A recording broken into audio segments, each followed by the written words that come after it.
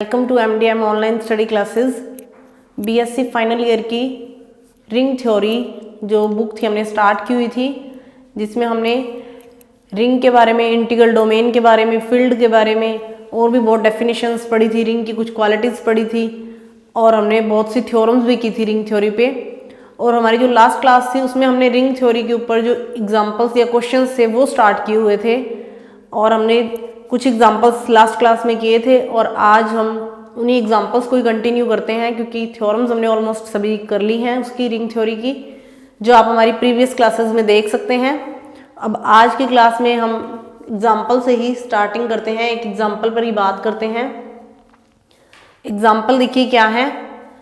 Example है for any ABC belongs to R show that R plus, और ये हमारी दो संक्रियाएं हैं प्लस और माइनस, ये जो ऊपर राउंड लगा हुआ है इसके, is a field for the operation defined below.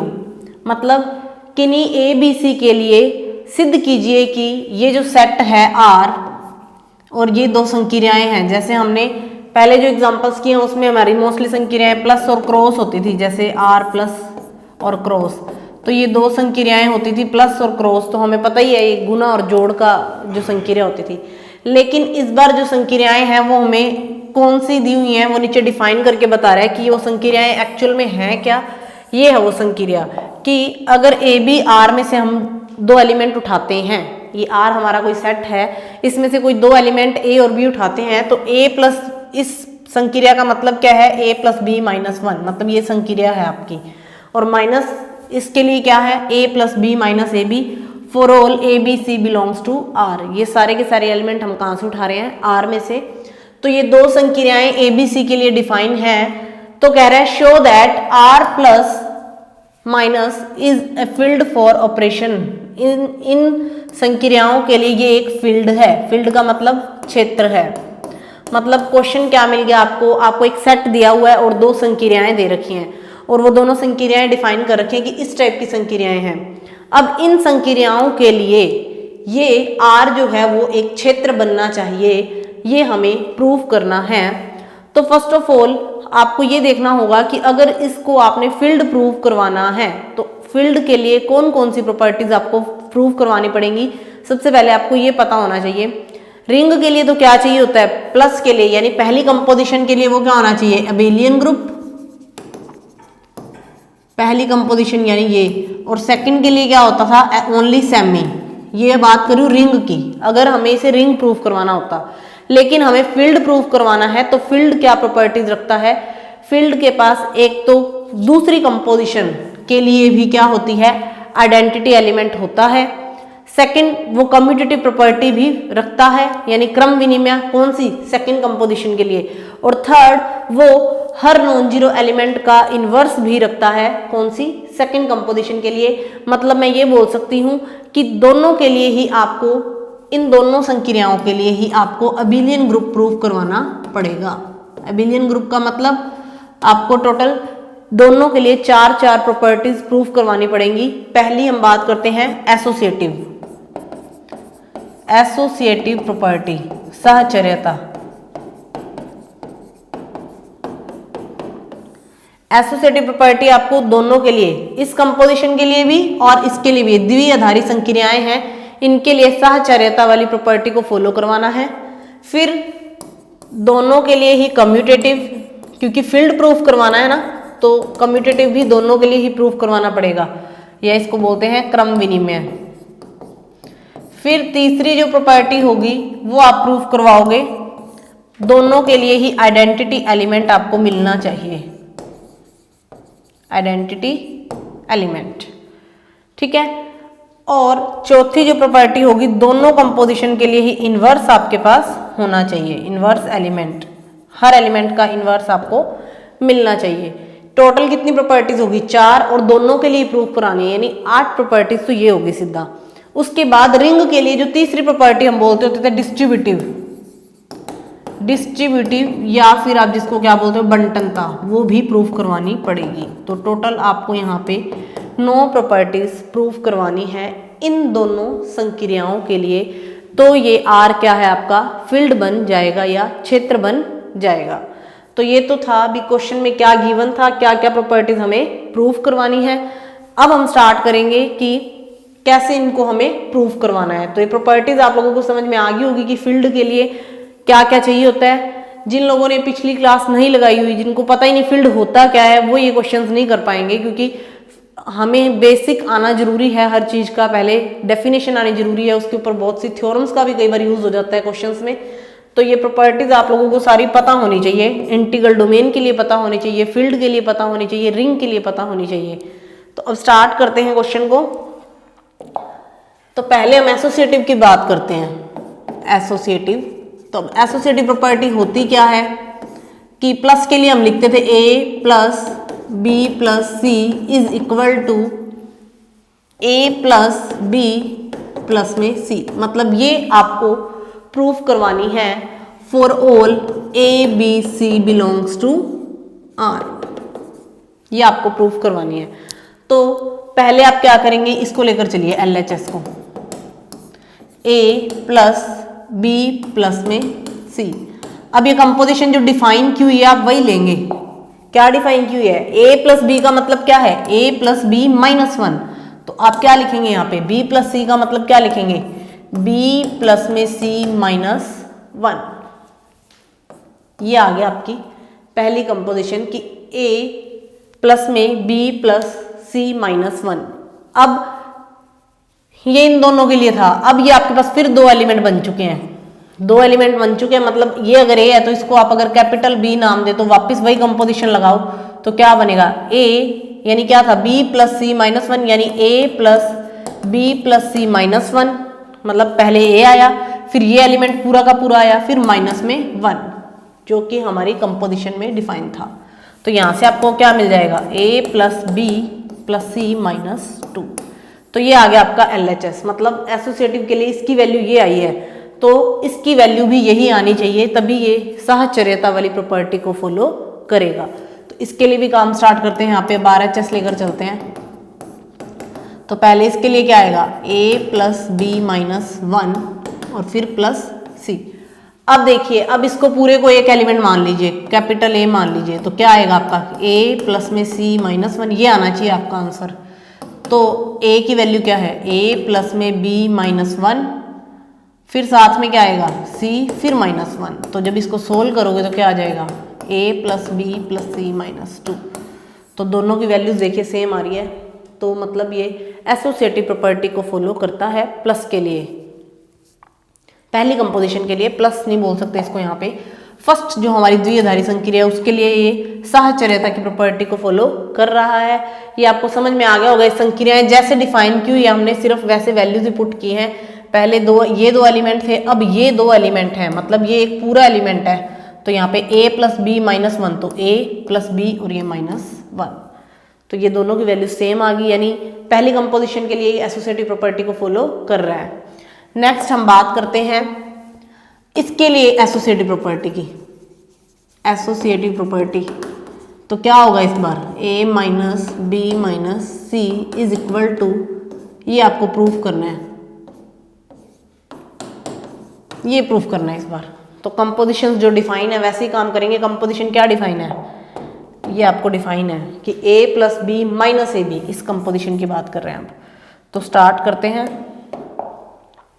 इसके लिए यहाँ पे LHS ले लेते हैं पहले। तो a माइनस इसकी वैल्यू क्या आएगी, b प्लस सी माइनस बी सी। मैंने कुछ भी नहीं किया, जो कंपोजिशन संक्रिया जैसे डिफाइन थी उसकी वैल्यू रखी है। अब ये पूरा एक एलिमेंट है और ये पूरा एक एलिमेंट है, तो इसके लिए फिर क्या आएगा, a प्लस में b प्लस सी माइनस बी सी, यानी पहले a फिर b फिर माइनस में ए बी, यानी कि a into b plus C minus b c. इसको आप सोल्व कर लेना, क्या आ जाएगा,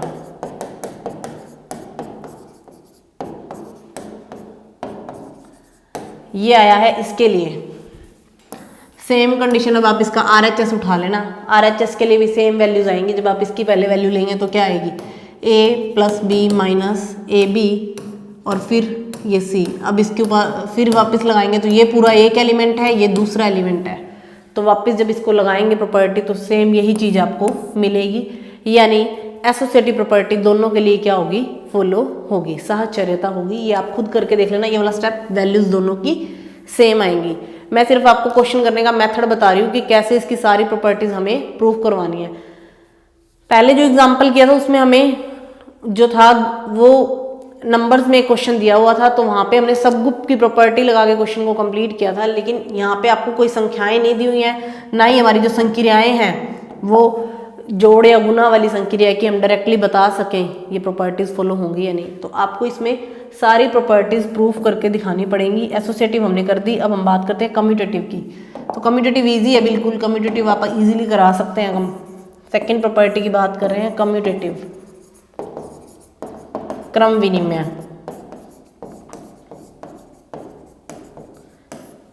कैसे करेंगे, इसके लिए प्रूफ क्या करवाना है, ये प्रूफ करवाना है आपने कि ये पहली कंपोजिशन और जो दूसरी कंपोजिशन है दोनों के लिए क्रम विनिमय है, ये आपने प्रूफ करवाना है। तो इजीली कर सकते हैं इसको। तो यहाँ पे क्या आएगा, a प्लस बी माइनस 1 और ये b प्लस a माइनस 1। इनको आप आगे पीछे करके लिखेंगे तो वैल्यूज सेम ही आएंगी। तो ये कम्यूटेटिव प्रॉपर्टी को फॉलो करता है। सेम कंडीशन यहाँ क्या आएगा, a plus b minus a b और यहाँ आएगा b plus a minus b a. तो ये दोनों भी क्या आएंगे, सेम आएंगे, यानी ये कम्यूटेटिव प्रॉपर्टी को फॉलो करते हैं। तो यहाँ तक का काम तो इजी था, इजीली आप कम्यूटेटिव, क्रम विनिमय और साहचर्यता देख सकते हैं। लेकिन अब बात करते हैं आइडेंटिटी और इन्वर्स। ये आपके लिए कुछ नया है। वैसे ग्रुप थ्योरी में आप लोग पढ़ चुके हैं चीज़ें, आपको आइडेंटिटी और इन्वर्स निकालना आता ही होगा।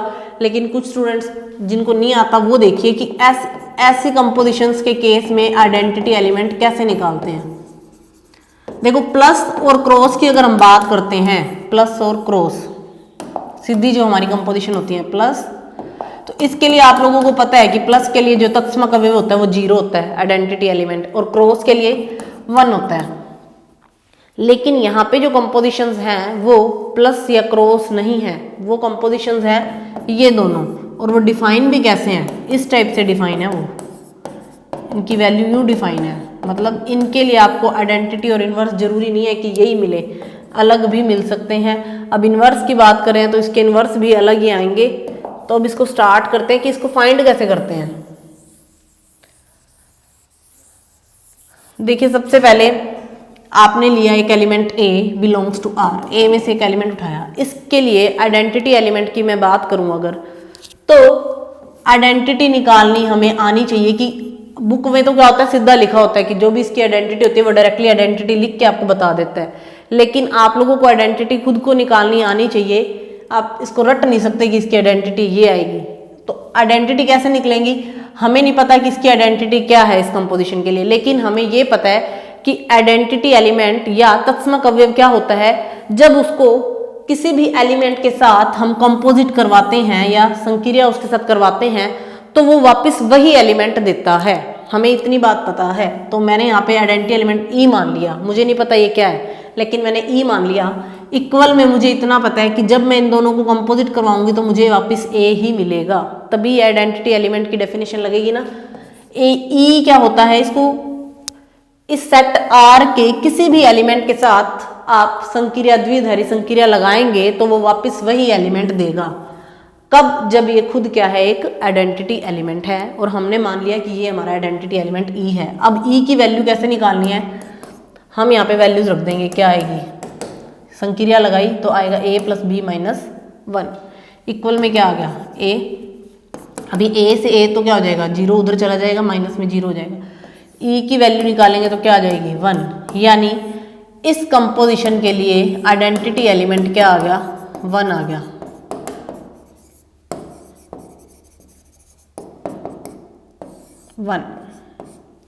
अब बुक में क्या किया होता है, बुक में डायरेक्टली लिखा होता है। बुक में इसका जो काम, ये जो काम है ये एक टाइप से रफ करने के लिए है कि आपको निकालना नहीं आता तो आप ऐसे निकाल सकते हैं। बुक में क्या लिखा होता है directly, 1 belongs to R such that A plus में 1 इज इक्वल टू, इनकी कंपोजिशन करवा देगा और यहाँ से वापस क्या मिल जाएगा A। मतलब आपने इस A को जब 1 के साथ कंपोजिट करवाया तो वापस क्या मिल रहा है, A मिल रहा है। यही कंडीशन मैंने ऊपर आपको बताई थी कि जो आइडेंटिटी होगा जब उसको आप इसके साथ कंपोजिट करवाओगे तो वापस ए ही मिलना चाहिए, और देख लो ये ए ही मिल रहा है। तो बुक वाला सीधा ये काम लिखता है कि 1 belongs to r such that, कि जब इसको हमने अप्लाई करवाया तो वापस क्या आ गया, ए आ गया, तो आइडेंटिटी एलिमेंट ए हो गया। लेकिन जिसको ये फाइंड करना नहीं आता, तो आपको पता थोड़ी यहाँ पे 1 ही आएगा, तो फाइंड करने का तरीका मैंने आपको समझा दिया, जो हम लोग फर्स्ट ईयर में ग्रुप थ्योरी में भी पढ़कर आए हैं। ऐसे हम आइडेंटिटी एलिमेंट निकालते हैं। तो ये तो था प्लस के लिए। अब हम बात करते हैं इस वाली कंपोजिशन के लिए। इसके लिए आइडेंटिटी एलिमेंट कैसे निकलेगा, वही सेम कंडीशन, हमें नहीं पता आइडेंटिटी एलिमेंट क्या है, मैंने ई रखा, इक्वल में वापस क्या मिलेगा, ए मिलेगा। अब यहाँ पे लगा दीजिए कंपोजिशन, ए प्लस में e minus a is equal to a. ये ए से तो फिर क्या हो जाएगा, कट। अब वैल्यू किसकी निकालनी है हमने, ई की, तो ई कॉमन ले लीजिए, तो यहाँ से ई की वैल्यू जो होगी इसके बटे में जाके ये वापस 0 ही आएगी, यानी आइडेंटिटी एलिमेंट इस कंपोजिशन के लिए क्या आ जाएगा, 0।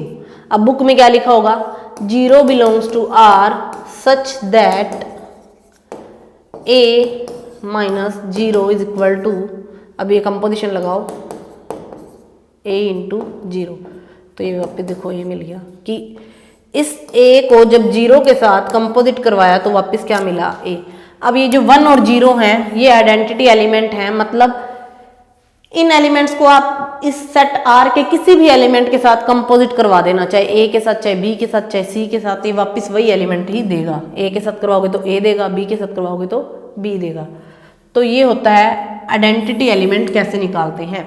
वैसे ये एग्जाम्पल्स ईजी हैं, आप खुद अच्छे से कर सकते हैं, पर ये मेथड थोड़ा सा आपको बताना था कि कैसे हम तत्समक अवयव निकालते हैं जब आपको इस टाइप की संक्रियाएं मिल जाती हैं।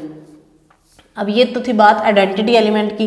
अब बात करते हैं कि इसमें इन्वर्स कैसे निकालते हैं।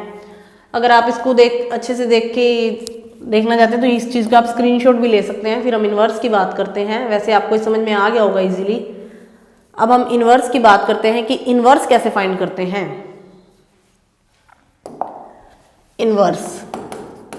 इन्वर्स के लिए भी सेम कंडीशन।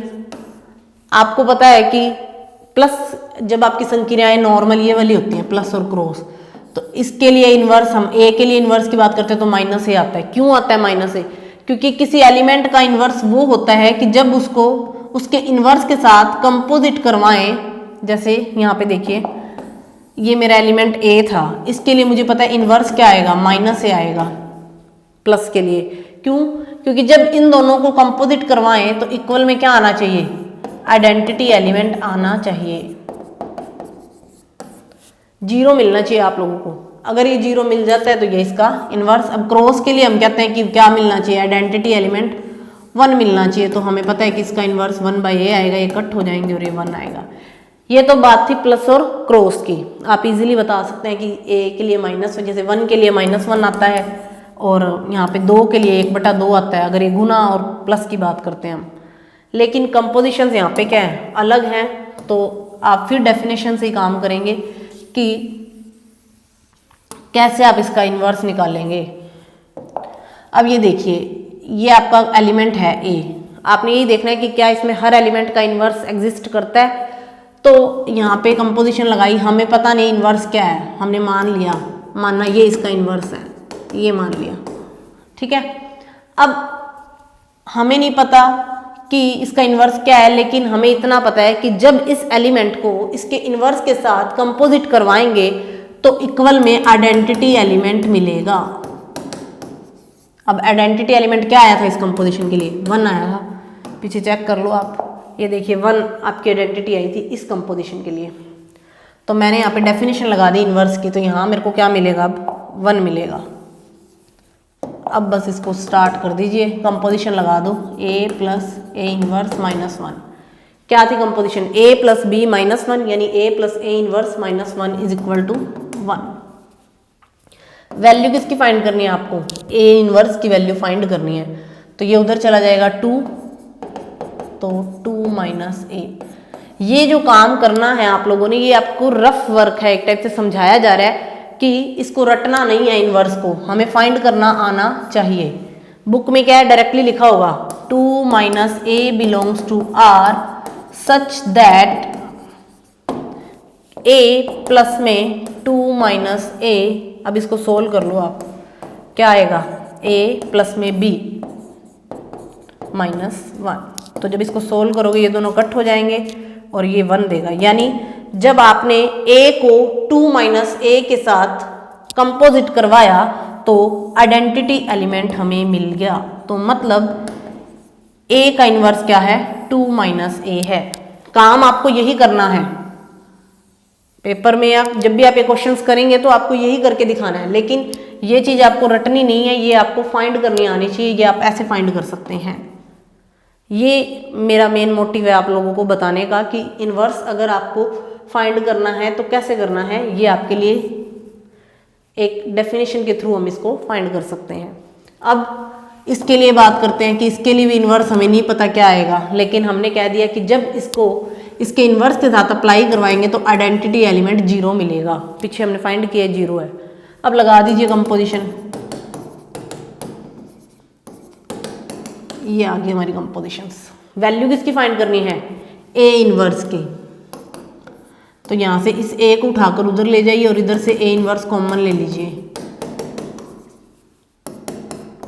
ए इन्वर्स की वैल्यू क्या आ जाएगी, -a1 -a। ऊपर से माइनस को अगर हटाना है तो इसको ये लिख दीजिए। तो ये आपका इन्वर्स आ गया। अब आपको करना क्या है, वही जैसा काम बुक में किया होता है या जो हमें फाइंड सीधा लिखना होता है कि a/में a-1 belongs to R such that, जब आप इसको इसके साथ अप्लाई करवाएंगे तो यहाँ से आपको क्या मिलेगा, ये आपको वापस क्या देगा, जब इसको सोल्व करोगे तो 0 ही देगा। तो ये होता है इन्वर्स फाइंड करने का तरीका। तो ये जो है आपका पहली कंपोजिशन के लिए इन्वर्स और ये दूसरी कंपोजिशन के लिए इन्वर्स इसमें एग्जिस्ट करता है। यहाँ पे आप ये लिख सकते हैं कि 1 इज नॉट इक्वल टू 1 होना, sorry a is not equal to 1 होगा, क्योंकि अगर a जो है 1 के इक्वल हो गया तो ये क्या हो जाएगा, एग्जिस्ट ही नहीं करेगा। अब 1 is not equal to 1, a is not equal to 1 क्यों हुआ, क्योंकि ये जो 1 है, ये जो 1 है ये इसका आइडेंटिटी एलिमेंट है या 0 शून्य अवयव बोल सकते हैं, तो ये कभी भी इसके बटे में नहीं आएगा। तो ये था आइडेंटिटी और इन्वर्स निकालने का तरीका जो आप लोगों के लिए, जिसको नहीं आता था, जिसको आता था उसके लिए तो रिवीजन हो गया आज, और जिसको नहीं आता था तो वो निकालने का तरीका आपने सीख लिया कि कैसे निकालते हैं इन्वर्स। बुक में सिर्फ इतना काम आपको मिलेगा कि वो सीधा यूँ बताता है कि ये एलिमेंट यहाँ पड़ा है, ये एलिमेंट यहाँ पड़ा है, जबकि ये फाइंड करने आपको मैंने अभी सिखा दिए। तो कौन कौन सी प्रॉपर्टी होगी, कम्यूटेटिव होगी, एसोसिएटिव होगी, आइडेंटिटी और इन्वर्स भी हो गई। अब एक प्रॉपर्टी रहेगी डिस्ट्रीब्यूटिव। डिस्ट्रीब्यूटिव के लिए क्या करेंगे, डिस्ट्रीब्यूटिव एक्चुअल में क्या होती थी, ये होती थी a cross b plus c is equal to a cross b plus a cross c, जबकि यहाँ पे क्या होगी a minus b plus c is equal to, ये होगी आपकी प्रॉपर्टी। तो इसके लिए करेंगे क्या, पहले LHS ले लेना आप, तो ये इन पे कंपोजिशन लगा देना, ये क्या आएगा, फिर इस पे फिर ये कंपोजिशन लगाना और इसको सोल्व करना। सेकंड आप RHS लेना, RHS के लिए पहले इन दोनों को लेकर चलोगे, फिर इन पे ये वाली कंपोजिशन लगाओगे, फिर इनको लेकर चलोगे, यानी ये करोगे आप।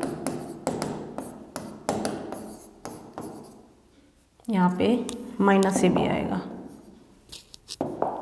मैं बस आपको बता देती हूँ, इसको सोल्व आप खुद करिएगा। अब इन पे फिर ये कंपोजिशन लगा देना, और इसके लिए भी सेम कंडीशन, इन दोनों को अलग अलग सोल्व करना, वैल्यू सेम आनी चाहिए। तो ये आपकी बंटनता वाली प्रॉपर्टी भी इसमें क्या हो जाएगी, फॉलो हो जाएगी। तो ये था ये एग्जाम्पल जिसमें इसको फील्ड प्रूफ करवाना था। फील्ड प्रूफ कराने के लिए आपको इसमें टोटल 9 प्रॉपर्टीज प्रूफ करवानी पड़ी, 4 पहली कंपोजिशन के लिए, 4 दूसरी कंपोजिशन के लिए, और तीसरी जो आपकी होती है डिस्ट्रीब्यूटिव प्रॉपर्टी।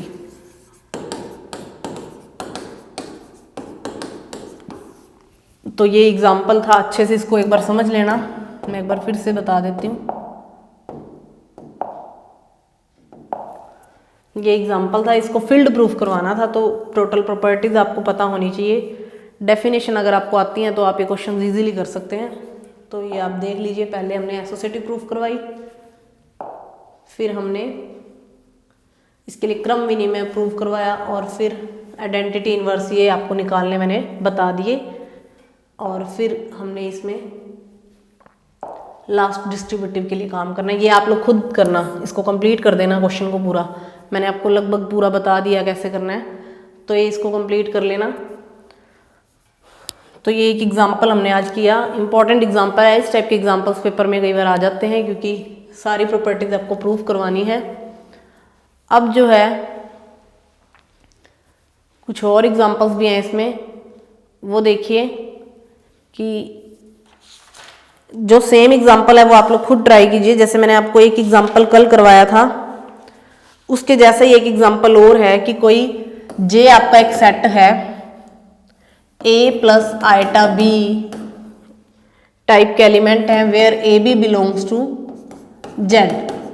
सेम ये क्वेश्चन मैंने आपको, ये इस टाइप का क्वेश्चन मैंने आपको करवाया था कल, जहाँ पे m n belongs to z थे और यहाँ पे आपको प्रूव करना था कि क्या ये एक वलय है। फिर उसके लिए आपने देखा था क्या ये एक फील्ड भी है।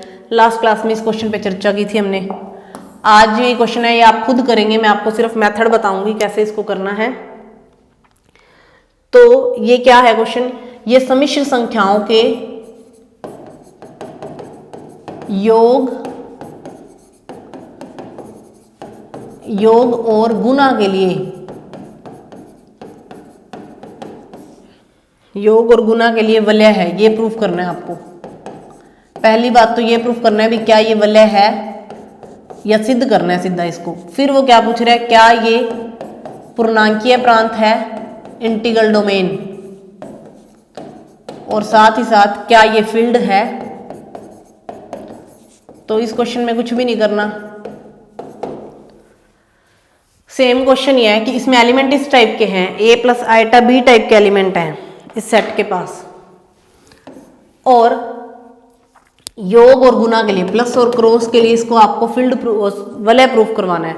तो सेम कंडीशन, पहले आप इसमें से एलिमेंट जो होंगे वो इस टाइप के उठाएंगे। मैं आपको जस्ट हिंट बता रही हूँ क्वेश्चन करने की। सेम क्वेश्चन है, तो पहले आप इसको समवर्त प्रूफ करवा देना कि x प्लस वाई भी जे में पड़ा है और x इंटू वाई भी जे में पड़ा है। फिर उसके बाद आप इसमें x माइनस वाई भी प्रूफ करवा देना जे में। अगर x माइनस वाई जे में पड़ा है, मतलब ये जो है एक सब ग्रुप बन जाएगा किसका, r प्लस का। r प्लस क्या होता है, r प्लस जो होता है वास्तविक संख्याओं का जो समुच्चय होता है, ये जो है आपका वास्तविक संख्याओं का जो समुच्चय है उसका अगर ये सब ग्रुप बन गया तो ये ग्रुप की सारी प्रॉपर्टी अपने पास रख लेगा। प्लस के लिए और गुना के लिए जो सम्मिश्र संख्याएं हैं वो सारी प्रॉपर्टी रखता ही अपने पास। कम्यूटेटिव भी होगा, एसोसिएटिव भी होगा, और बाकी सारे एलिमेंट जो होंगे फील्ड के लिए चेक करने होंगे कि ये इन्वर्स होगा या इसके पास इन्वर्स होगा या नहीं। जैसे जो एग्जाम्पल हमने कल किया था उसके लिए मैंने आपको इसका इन्वर्स यूं फाइंड करना बताया था, याद आ रहा होगा जिसने वो एग्जाम्पल अच्छे से समझा है। तो इसके लिए भी सेम कंडीशन होगी, आप ये चीज़ लेकर चलेंगे और इसका ऊपर नीचे परिमेयकरण या कॉम्प्लेक्स फॉर्म करने के लिए ये करेंगे और चेक करेंगे भी क्या इसके पास इन्वर्स होगा। अब ध्यान ये रखना है कि जो ए और बी है ना, ये आपके जेड में से उठाने हैं आपने, जेड। तो आप चेक कर लेना कि क्या ये फील्ड होगा या नहीं होगा। तो ये जो एग्जाम्पल है, जो लास्ट हमने एग्जाम्पल किया था बिल्कुल उसके जैसा ही है। तो आप वो वीडियो में वो एग्जाम्पल एक बार फिर से देखना, और पहले ये वाली प्रॉपर्टी फॉलो करवानी है, फिर ये सेकंड और थर्ड ये वाली प्रूफ करवानी है। उसके बाद आपने इन्वर्स के लिए चेकिंग करनी है, क्या इसके पास इन्वर्स है। अगर इस एलिमेंट का इन्वर्स आ जाता है जे में तो ये फील्ड होगा, अदरवाइज ये फील्ड नहीं होगा। तो ये एग्जाम्पल आप लोग खुद कीजिएगा। ये एग्जाम्पल आप लोगों के लिए आज एक होमवर्क है कि क्या इसके पास फील्ड होगा या नहीं। तो आइडेंटिटी एलिमेंट तो इसके पास होगा क्रॉस के लिए। प्लस के लिए तो सारी चीज़ें प्रूफ हो ही जाएंगी क्योंकि प्लस के लिए ये इसका सब ग्रुप बन जाएगा, तो ये ग्रुप की सारी प्रॉपर्टी रख लेगा अपने पास। क्रॉस के लिए आपने इन्वर्स की चेकिंग करनी है, आइडेंटिटी एलिमेंट चेक करना है, तो वो आप लोग इजीली कर सकते हैं। तो ये क्वेश्चन आप लोग खुद एक बार ट्राई कीजिएगा। ये एग्जाम्पल और जो कल की क्लास का लास्ट एग्जाम्पल था बिल्कुल सेम है। तो आप ये एग्जाम्पल खुद ट्राई करना। तो ये एग्जाम्पल जो है इसमें आपने फील्ड प्रूफ करवाना है। एक चीज और, इसमें पूर्णांकीय प्रांत भी चेक करना है, इंटीग्रल डोमेन। तो इंटीग्रल डोमेन के लिए आपको क्या कंडीशन देखनी होगी, यहाँ पे कम्यूटेटिव और आइडेंटिटी एलिमेंट तो देखना ही पड़ेगा, उसके साथ ही साथ आपको इसमें शून्य के भाजक देखने पड़ेंगे। क्या ये विदाउट जीरो डिवाइजर है? तो आप लोग खुद देख सकते हैं कि ये जो जे जो है इसमें कैसे है, कॉम्प्लेक्स नंबर की फॉर्म में जो एलिमेंट है सम्मिश्र संख्याओं, और इसके लिए कभी भी दो सम्मिश्र संख्याएं अगर हम नॉन जीरो लें, उनका गुना करते हैं नॉन जीरो संख्याओं का, कभी जैसे मैंने ये एलिमेंट ले लिया, एक ये ले लिया, तो ये दोनों नॉन जीरो है, इनका गुना करवाएंगे तो कभी भी जीरो नहीं मिलेगा। मतलब इन दोनों में से किसी एक को जीरो होना ही पड़ेगा, या तो ए जीरो या बी जीरो। तो मतलब इसमें शून्य के भाजक नहीं होंगे।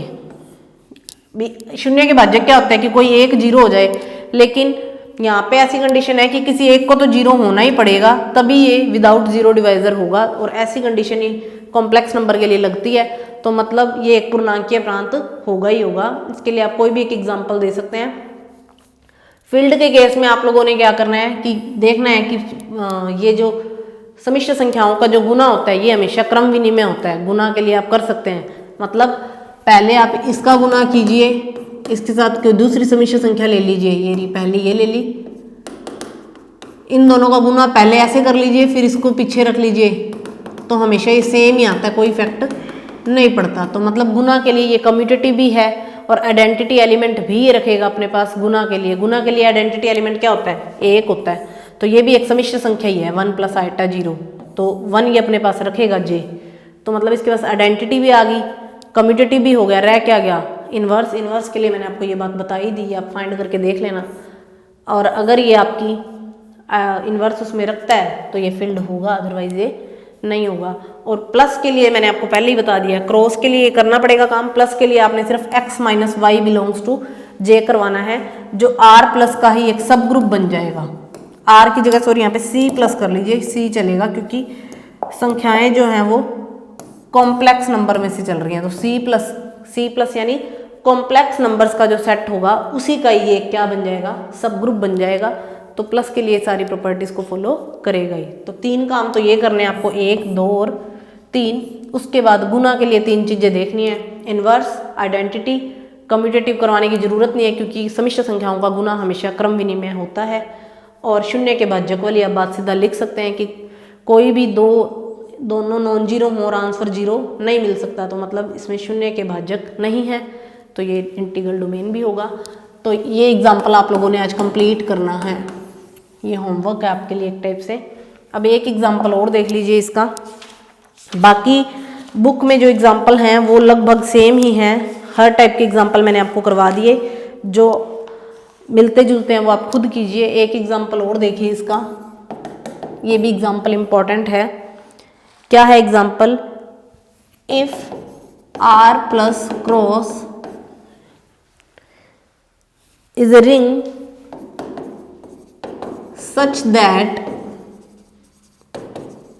a square is equal to a for all a belongs to R, then prove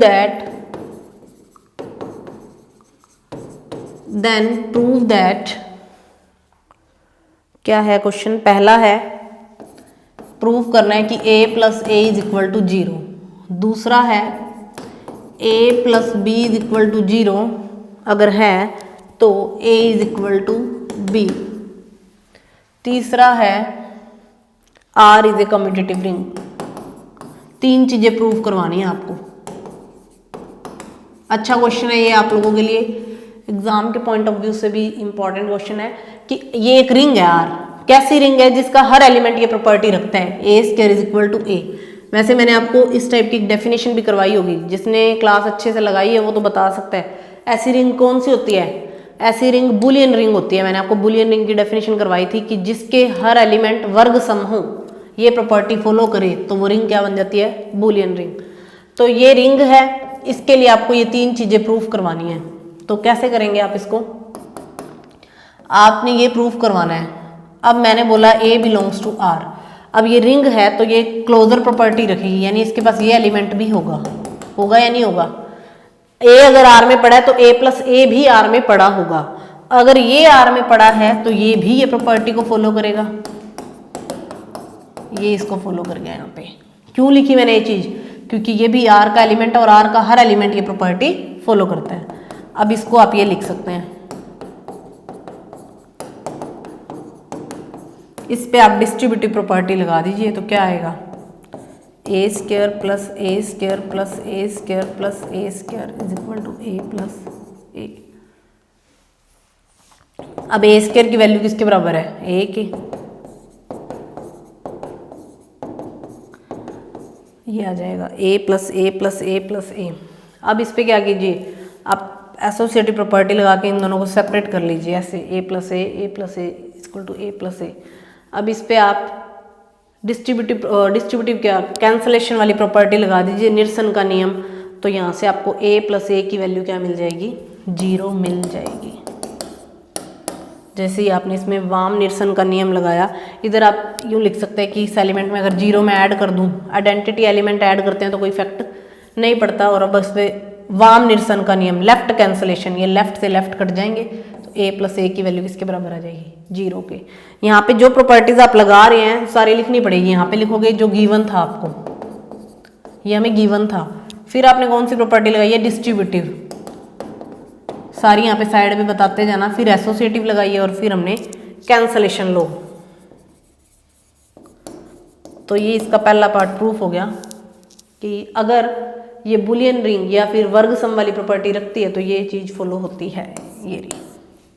अब ए पार्ट हो गया, तो बी पार्ट जो होगा वो ए के ऊपर ही डिपेंड है। कैसे डिपेंड है, क्या कह रहा है, ए प्लस बी अगर 0 है तो कहता प्रूफ करो a is equal to b. तो ये चीज़ आप लेकर चलो। आपने कहा हाँ जी a plus b is equal to 0, proof क्या करना है, a is equal to b. तो मैं हेल्प किसकी लूँगी, जो मैंने अभी पहला पार्ट प्रूफ किया था कि इस 0 को मैं a प्लस ए भी लिख सकती हूँ। क्यों, क्योंकि अभी मैंने प्रूफ किया है a plus a is equal to 0। तो यहाँ से a प्लस ए लिख दिया। अब फिर इस पे लेफ्ट कैंसलेशन लगा दीजिए। लेफ्ट कैंसलेशन लगाएंगे तो a से a क्या हो जाएगा, कट, यानी b इज इक्वल टू ए। यही हमें प्रूफ करना था कि अगर ये 0 के बराबर है तो a इज इक्वल टू क्या आएगा, b आएगा। 2 पार्ट हो गए। अब ये पहला, दूसरा जो पार्ट था ये पहले पे डिपेंड था, मतलब जिसको पहले का पता है कि 0 की वैल्यू ये आएगी वो इसको इजीली कर सकता है। थर्ड पार्ट क्या है, R is a commutative ring. Commutative मतलब यहाँ पे क्रॉस के लिए, गुना के लिए कम्यूटेटिव है, यानी प्रूफ करवाना है a b is equal to b a. ये आपको प्रूफ करवाना है। इसको प्रूफ करवाने के लिए वही same condition, 2 element a b belongs to r ले लेना, जैसे मैंने पहले किया था कि अगर a R में पड़ा है तो a प्लस ए भी R में होगा बाय क्लोजर प्रॉपर्टी। अब a प्लस बी भी R में होगा बाय क्लोजर प्रॉपर्टी या समवर्त वाले गुणधर्म से। अब अगर ये R में पड़ा है तो ये भी इस प्रॉपर्टी को फॉलो करेगा, जो प्रॉपर्टी दी हुई थी दिए गए गुणधर्म से। इस पे फिर वही प्रॉपर्टी लगा दीजिए। अब इस पे डिस्ट्रीब्यूटिव प्रॉपर्टी लगा दीजिए। पहले इनका करवाएं ए स्क्वायर, फिर बी ए, फिर ए बी और फिर b square is equal to a plus b. अब इनको आप एसोसिएटिव प्रॉपर्टी से अलग कर लीजिए, a square plus b a plus a b is equal to b square. ये हमने एसोसिएटिव प्रॉपर्टी से इन दोनों को अलग कर लिया। अब ए स्क्वायर की वैल्यू किसके बराबर है, ए के।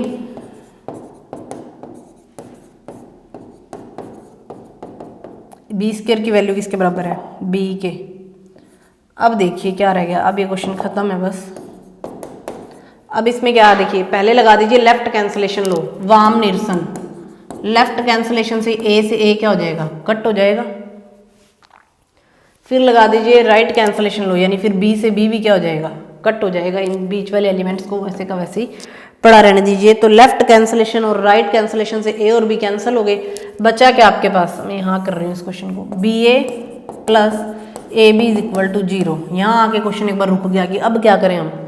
अब हम क्या करेंगे, जो हमने सेकंड प्रॉपर्टी प्रूफ की है, क्या कि सेकंड प्रॉपर्टी थी ये रही, सॉरी इधर थी, कि अगर a plus b equal to 0 है तो a इज इक्वल टू क्या आएगा, b आएगा।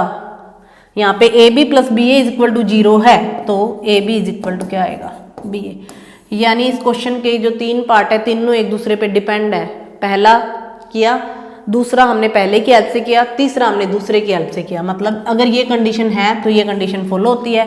तो जैसे ये दोनों 0 के बराबर है तो ये दोनों इक्वल आएंगे, मतलब आर क्या बन जाएगी, कम्यूटेटिव रिंग बन जाएगी। तो ये एग्जाम्पल था आपका, इसको एक बार फिर से देख लेना, अच्छा एग्जाम्पल है। तो एग्जाम्पल्स जो सेम टाइप के थे वो मैंने आपको सभी करवा दिए, बाकी आप लोग खुद भी ट्राई करना और भी जो एग्जाम्पल्स हैं। तो आज रिंग थ्योरी हमने ऑलमोस्ट ख़त्म कर दिया है, तो जितनी भी वीडियोस आप इसकी अच्छे से देखना, ये चैप्टर हमने ऑलमोस्ट कंप्लीट कर दिया है। तो एग्जाम्पल्स जो रह गए हैं वो आप इसके खुद ट्राई कीजिए, सेम एग्जाम्पल है, एक जैसे ही हैं सब। तो आज की क्लास के लिए इतना ही, नई क्लास में मिलते हैं नए चैप्टर के साथ। Thank you so much, have a nice day.